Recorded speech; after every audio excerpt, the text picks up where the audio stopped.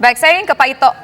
Kalau kita lihat akhirnya walaupun dibilang ada yang mengatakan ini proses penetapan tersangka cukup lama, tapi akhirnya ditetapkan menjadi tersangka. Kemudian juga sudah ditahan selama 20 hari ke depan. Kira-kira apakah ada peluang bagi Panji Gumilang untuk lepas lagi dari jerat hukum, Pak? Ya, justru inilah ya kan sekarang pasal yang disangkakan adalah pasal penistaan agama. Sehingga di sini delik yang harus memerlukan penjelasan daripada ahli agama, baik perorangan maupun juga lembaga, dalam hal ini MUI. Kita tahu bahwa MUI itu adalah lembaga yang terdiri daripada para ahli agama, tokoh-tokoh agama, pimpinan organisasi agama. Ya, saya kira itu yang akan menjadi pedoman bagi penyidik dengan menetapkan sebagai salah satu alat bukti sebagaimana diatur dalam pasal 184 ayat 1 KUHP. Kemudian yang kedua, ada masyarakat mengatakan mengapa kok terkesan lama untuk menetapkan tersangka? Karena ada keterbatasan waktu penahanan. Karena sesuai ketentuan peraturan bahwa penyidik hanya memiliki waktu 20 hari dan dapat diperpanjang 40 hari. Kemudian juga ada konsekuensi hukum apabila penyidik tidak cermat, maka yang bersangkutan atau tersangka ini dapat mengajukan gugatan yaitu melalui pra peradilan. Nah, dengan dasar inilah memang sampai ada saksi yang diperiksa 40, kemudian saksi ahli 17, agama, saksi ahli sosial, bahasa, dan lain sebagainya. Saya kira ini betul-betul penyidik sudah yakin bahwa unsur-unsur pidana sebagaimana yang menyangkut pasal 156A ini itu sudah terpenuhi seluruhnya. Ya, saya kira ini sekarang tinggal bagaimana penyidik ini mengembangkan daripada hal-hal yang belum memenuhi ya. Karena apa? Kalau sudah 3 alat bukti, tentunya pemberkasan sudah bisa segera dilakukan ya, dan juga diajukan kepada penuntut umum. Hingga waktu 60 hari ini bisa terpenuhi ya, dan tidak ada hal-hal lain yang kemungkinan yang bersangkutan atau tersangka saudara PG ini bisa dibebaskan. Saya kira ini karena unsur penahanan sudah terpenuhi ya, yaitu unsur objektifnya ya, syarat objektifnya lebih dari 5 tahun ya, itu sudah terpenuhi. Kemudian syarat subjektifnya dikhawatirkan melarikan diri, menghilangkan barang bukti atau mengulangi perbuatannya, itu juga terpenuhi. Saya kira mungkin sekarang tinggal bagaimana penyidik memanfaatkan waktu selama 60 hari untuk bisa segera memberkas dan mengajukan ke penuntut umum, meskipun ada kasus-kasus lain yang saat ini sedang dilakukan penyidikan secara simultan. Ya, sehingga nanti berkasnya ini bisa di-split ya, dan juga bisa dikenakan kepada tindak pidana lain yang terkait. Saya kira demikian Mbak Tika dan Mas Andro. Pak Ito Sumardi, kami ingin tahu dugaan Pak Ito, karena kami yakin Bapak bersama dengan TV One, bersama dengan media terus mengikuti kasus ini dari awal sampai akhir. Ini mengerucut ke dugaan penistaan agamanya, poin yang mana Pak Ito? Karena penistaan agama ini kan syarat akan tafsir. Ya. Nah, tadi sudah disampaikan oleh Pak Kiai Ihsan, ya. Kemudian juga oleh Pak Helmi juga sudah disampaikan. Saya kira ada hal-hal yang tentunya penyidik itu harus berdasarkan kepada norma yang bersifat absolut, ya, yang absolut yang tidak bisa ditafsirkan. Misalnya tadi bahwa Al-Quran itu kan merupakan kalam Allah, ya, bukan daripada firman Nabi Muhammad SAW. Semua orang tahu, ya.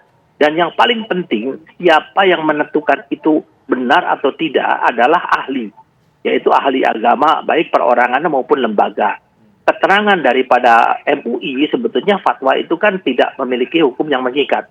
Tapi manakala dijadikan alat bukti dan diberikan status sebagai pro justisia, maka fatwa itu menjadi hukum yang mengikat. Demikian pula keterangan ahli agama yang disampaikan kepada penyidik dalam proses penyidikan.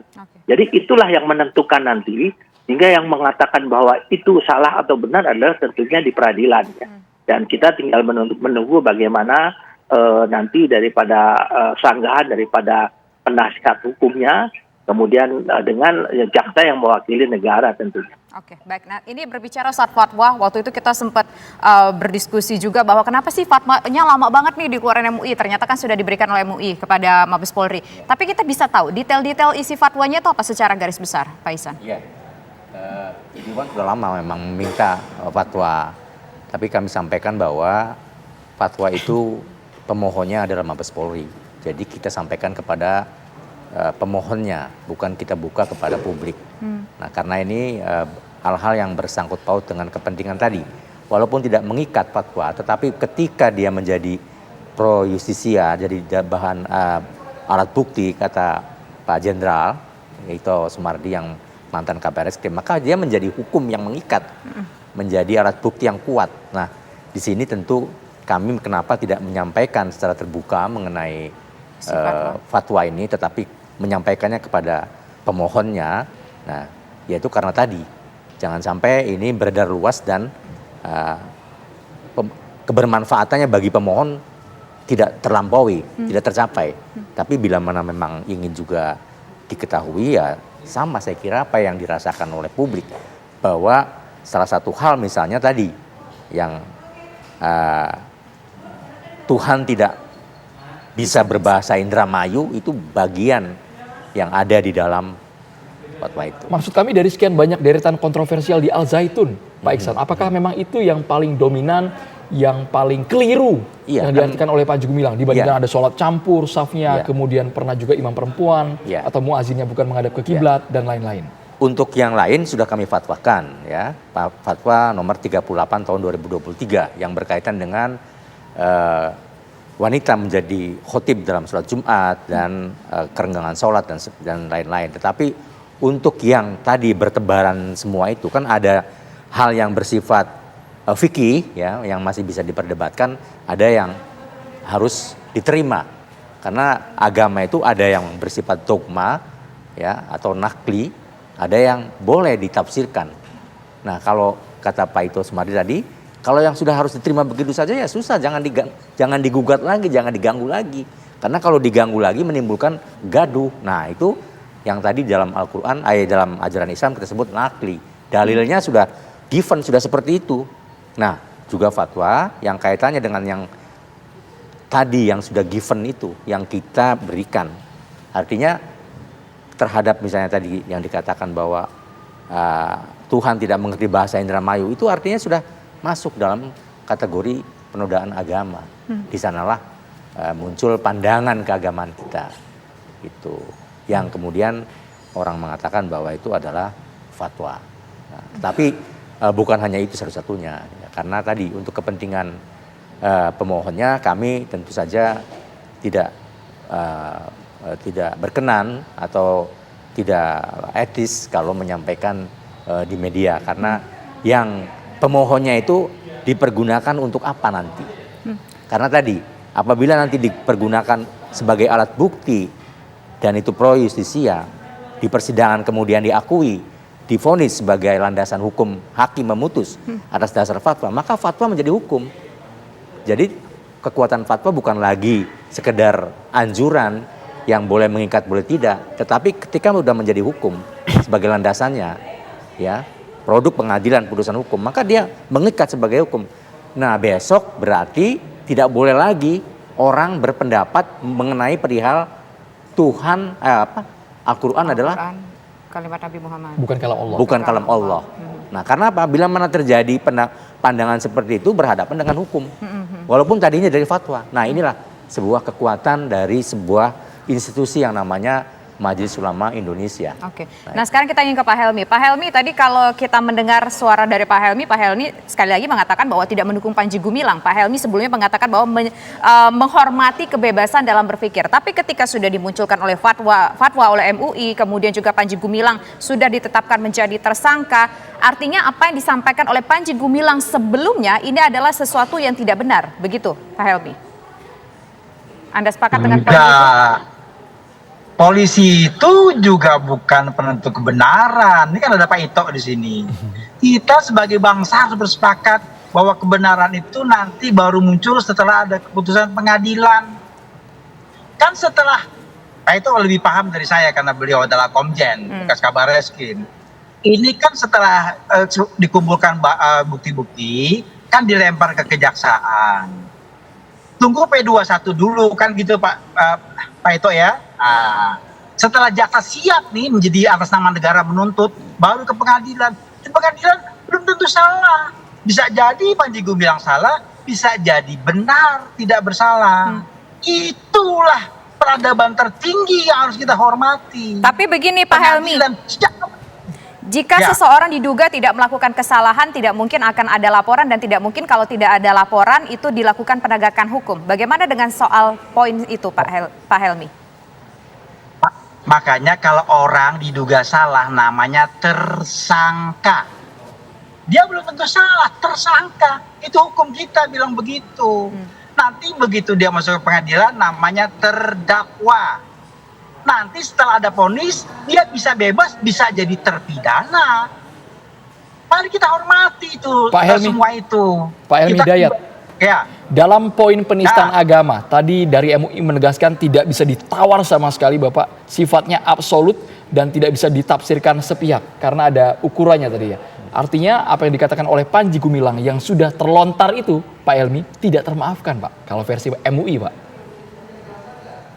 Sekarang ini status Panji Gumilang disangka melakukan kesalahan, disangka melawan kebenaran yang dibuat oleh fatwa. Disangka dulu, mari kita hormati hukum kita. Dia disangka. Apakah betul-betul dia salah? Apakah benar? Serahkan pengadilan. Di pengadilan itu, kawan-kawan sekalian, kita akan menyaksikan sebuah peradaban tingkat tinggi. Hakimnya tidak satu, di situ ada jaksa penuntut umum, di situ ada saksi, di situ ada terdakwa, ada pengacara. Wah, banyak sekali. Iya. Seluruh Makanya rakyat kita Indonesia harus bersabar. menyaksikannya. Ya Mas Helmi, Kalau kita harus di Mabes bersabar Polri, menunggu kan cuma polisi. proses-proses hukum yang sedang berjalan. Kalau di kejaksaan, Mari kita kan cuma hormati jaksa. bersama.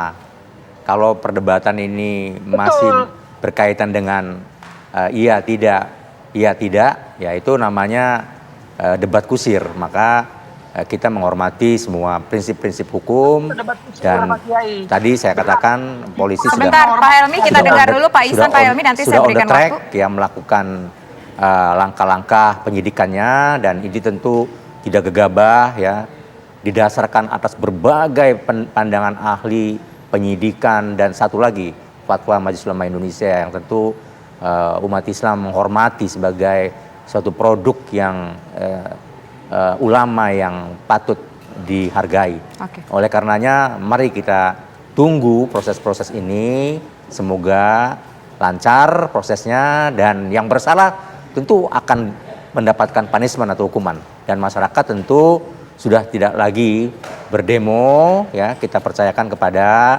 Mabes Polri ya untuk melakukan tindakan-tindakan dan proses-proses hukum selanjutnya. Oke. Silakan Pak Helmi ditanggapi. Halo? Nah, jadi gini, saya sangat setuju dengan Kiai Ihsan. Mari kita hormati pengadilan. Oke. Mari kita hormati. Kenapa begitu? Ini saya penting menyatakan ini sebagai pendidikan buat saya dan kepada bangsa setanah air. Bahwa kalaulah sekarang dikatakan bahwa Panji Gumilang bersalah dan semua rakyat Indonesia setuju dengan pernyataan bersalah, tiba-tiba pengadilan mengatakan tidak bersalah, bisa ngamuk orang. Karena itu kita harus didik bangsa kita. Kita siapkan bagi yang sangat marah kepada Panji Gumilang dan berharap dia dihukum mati, misalnya gitu ya, maka harus siap apapun yang menjadi keputusan pengadilan. Misalnya cuma 10 tahun. Pak Helmi Ini Hidayat. Misalnya asik cuma juga 5 nih kalau tahun. Mas Helmi nanti jadi saksi ahli nih. Baik, terakhir Pak Ito. kita menuju ke Pak Ito. Kita menuju ke Pak Pak Ito Helmi dulu. ditahan dulu. Ditahan Pak Helmi. Sedikit lagi. Kita ke Pak Ito Sumardi, Pak Helmi dan juga Saya Pak Ihsan. bilang satu menit, Oke, satu menit. 1 menit boleh singkat saja, Pak Satu Helmi. menit. Tapi kalau ada yang mengatakan Panji Gumilang harus bebas, tiba-tiba pengadilan mengatakan 5 tahun, ya dia juga harus puas. Nah gitu, pengadilan. Terima kasih. Pak Ito Oke. Sumardi tanggapannya, silakan. Ya, baik. Yang pertama mungkin pemahaman tentang penyidikan. Penyidikan itu artinya adalah membuat terang satu perkara. Di dalam proses penyidikan, maka penyidik menetapkan tersangka. Betul sekali yang dikatakan Pak Helmi, bahwa dalam penetapan seorang tersangka itu azas praduga tak bersalah harus dikedepankan. Karena masih orang yang disangka. Nah, kemudian dalam proses selanjutnya, di dalam proses penuntutan, tentunya jaksa berdasarkan hasil daripada penyidik atau penyidikan ini, itu harus menentukan membuat semacam rencana penuntutan. Yang tentunya di sana intinya adalah orang tersebut harus bersalah. Kalau tidak bersalah, tentu di penyidikan harus dikeluarkan surat perintah pemerintahan penyidikan. Nah, disitulah betul kata Pak Helmi tadi, hati nurani seorang hakim berdasarkan keterangan-keterangan saksi ahli maupun keterangan saksi-saksi memiliki keyakinan bahwa yang bersangkutan salah atau tidak. Karena kita tahu bahwa hakim itu kan suara Tuhan katanya. Nah, sehingga di sini betul-betul bahwa kita yakin, kita melihat dari fakta-fakta, kemudian dari perbuatan yang dilakukan seorang PG itu menurut ukuran kita itu adalah bersalah. Tapi tentunya yang disampaikan Pak Helmi betul, karena memang dalam proses hukum pengadilan lah yang akan menentukan seseorang itu apakah mendapatkan keputusan hukum yang tetap ya atau inkrah. Nah, saya kira mungkin lebih baik kita menunggu proses peradilan sambil kita tentunya menjadikan masalah ini menjadi satu referensi.